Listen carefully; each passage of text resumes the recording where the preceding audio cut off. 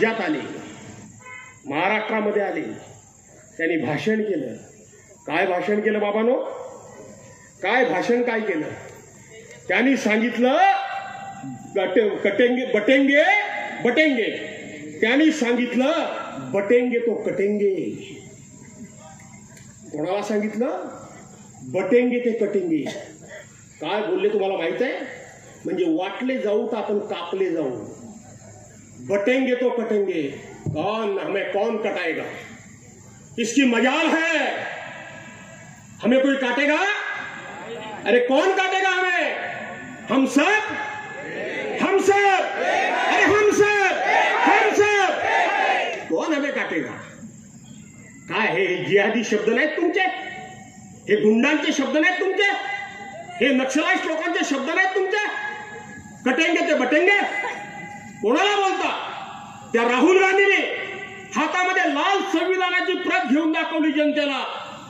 किती गंभीर प्रकरण आहे लक्षात घ्या. नरेटिव्ह नरेटिव्ह नरेटिव्ह ते हे नरेटिव्ह आहे.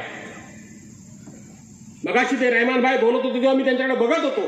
त्यांना इथली पद्धत माहित नाही, आमची एकी माहित नाही.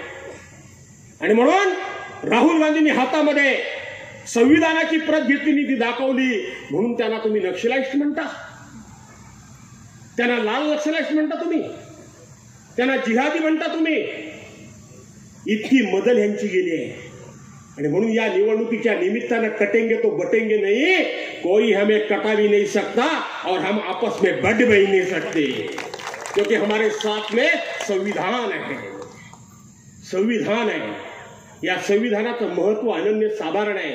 एक 15 मिनिटं मला अजून लागतील, घेऊ का? कंटाळले? देशाला स्वातंत्र्य 15 ऑगस्ट 1947 साली मिळाले. इंग्रजांनी ज्या वेळेला हा देश सोडून गेले त्यावेळेला सांगितलं की हा देश फार काळ स्वातंत्र्यामध्ये राहणार नाही. हा देश लवकरच गुलामीत जाणार आहे. कारण या देशामध्ये अनेक धर्म आहेत, अनेक पंथ आहेत, अनेक जाती आहेत, अनेक भाषा आहेत, अनेक पक्ष आहेत, अनेक नेते आहेत.